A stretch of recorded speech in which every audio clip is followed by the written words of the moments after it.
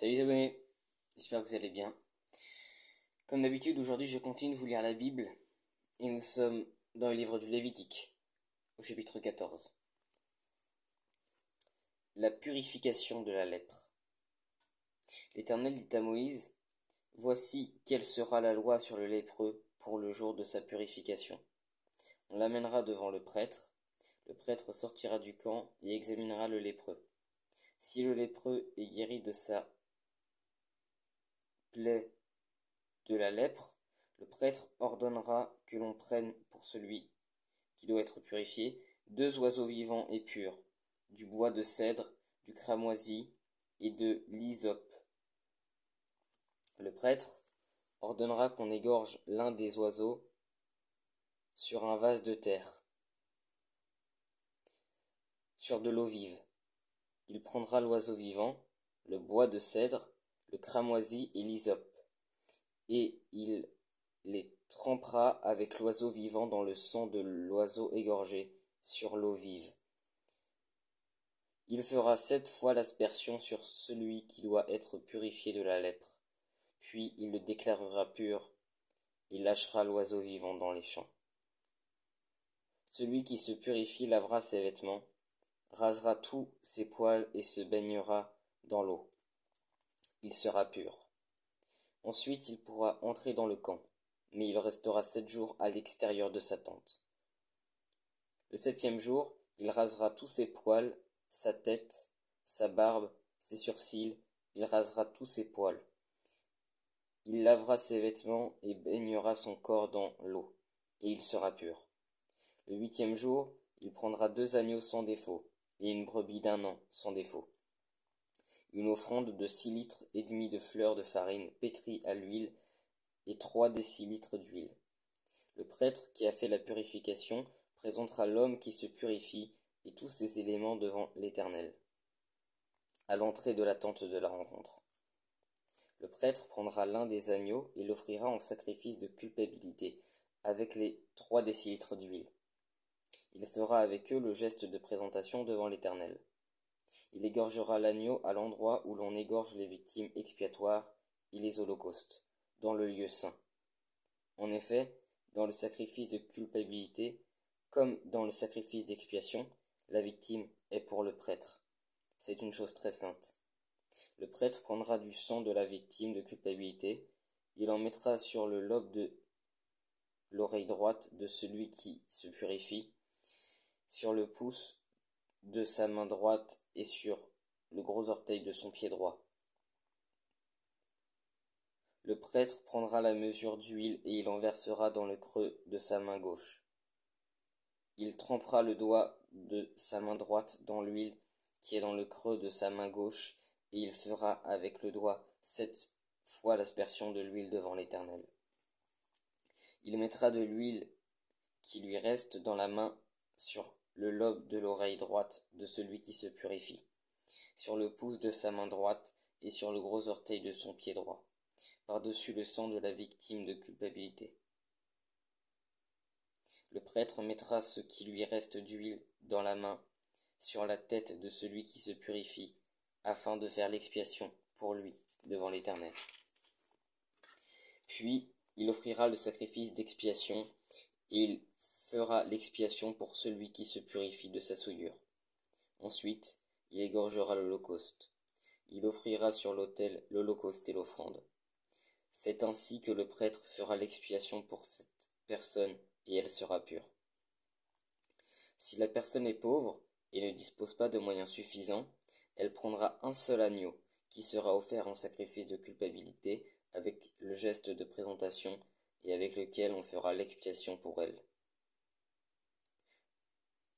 Elle prendra 2 litres de fleurs de farine pétrie à l'huile pour l'offrande et 3 décilitres d'huile.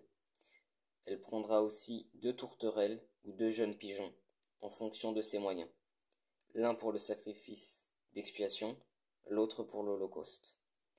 Le 8e jour, elle apportera tous ces éléments au prêtre à l'entrée de la tente de la rencontre, devant l'Éternel, pour sa purification. Le prêtre prendra l'agneau destiné au sacrifice de culpabilité et les 3 décilitres d'huile, et il fera avec eux le geste de présentation devant l'Éternel. Il égorgera l'agneau du sacrifice de culpabilité, prendra du sang de la victime de culpabilité et en mettra sur le lobe de l'oreille droite de celui qui se purifie, sur le pouce de sa main droite et sur le gros orteil de son pied droit. Le prêtre versera de l'huile dans le creux de sa main gauche. Il fera avec le doigt de sa main droite 7 fois l'aspersion de l'huile qui est dans sa main gauche devant l'Éternel. Il mettra de l'huile qui est dans sa main sur le lobe de l'oreille droite de celui qui se purifie, sur le pouce de sa main droite et sur le gros orteil de son pied droit, là où il a mis du sang de la victime de culpabilité. Le prêtre mettra ce qui lui reste d'huile dans la main sur la tête de celui qui se purifie afin de faire l'expiation pour lui devant l'Éternel.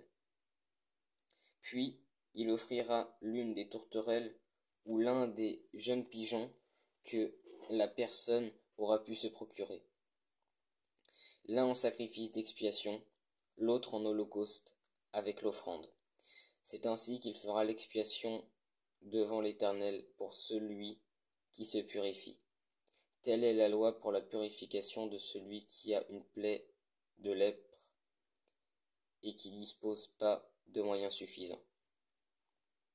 L'Éternel dit à Moïse et à Aaron, « Lorsque vous serez entrés dans le pays de Canaan, dont je vous donne la possession, si je mets une plaie de lèpre sur une maison du pays que vous posséderez, le propriétaire de la maison ira le déclarer au prêtre en disant, « J'aperçois comme une plaie dans ma maison. » Avant d'entrer dans la maison pour examiner la plaie, le prêtre ordonnera qu'on la vide afin que tout ce qu'elle contient ne devienne pas impur.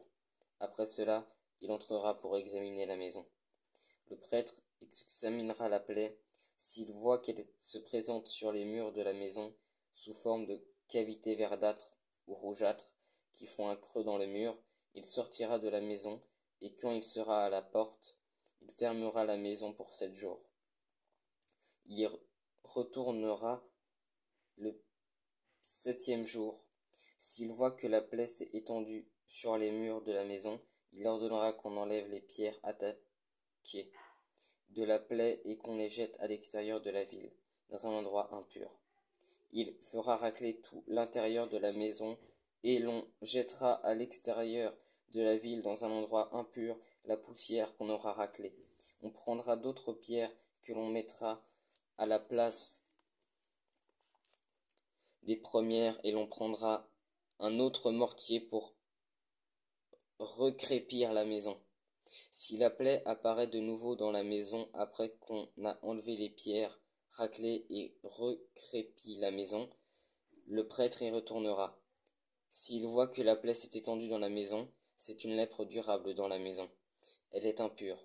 On démolira la maison, les pierres, le bois et tout le mortier de la maison. On portera ces éléments à l'extérieur de la ville dans un endroit impur. Si quelqu'un est entré dans la maison pendant toute la période où elle était fermée, elle sera impure jusqu'au soir. Si quelqu'un y a couché, il se lavera ses vêtements. Si quelqu'un y a mangé, il lavera aussi ses vêtements. Si le prêtre qui est retourné dans la maison voit que la plaie ne s'est pas étendue après que la maison a été recrépie, il déclarera la maison pure, car la plaie est guérie. Il prendra 2 oiseaux du bois de cèdre, du cramoisi et de l'hysope pour purifier la maison. Il égorgera l'un des oiseaux sur un vase de terre, sur de l'eau vive. Il prendra le bois de cèdre, l'hysope, le cramoisi et l'oiseau vivant. Les trempera dans le sang de l'oiseau égorgé et dans l'eau vive, et fera 7 fois l'aspersion sur la maison. Il purifiera la maison avec le sang de l'oiseau, l'eau vive, l'oiseau vivant, le bois de cèdre. Il purifiera la maison avec le sang de l'oiseau, l'eau vive, l'oiseau vivant, le bois de cèdre, l'hysope et le cramoisi. Il lâchera l'oiseau vivant à l'extérieur de la ville, dans les champs. C'est ainsi qu'il fera l'expiation pour la maison et elle sera pure. Telle est la loi pour toute la plaie de la lèpre et pour la teigne, pour la lèpre des vêtements et des maisons, pour les grosseurs, les dartres et les taches. Elle enseigne quand une chose est impure, et quand elle est pure, telle est la loi sur la lèpre. Voilà, c'était le chapitre 14 du Lévitique, j'espère que ça vous a plu. Si vous avez des questions, comme d'habitude, n'hésitez pas à les poser soit à peu près par ici en commentaire sur TikTok ou sur YouTube, et soyez bénis.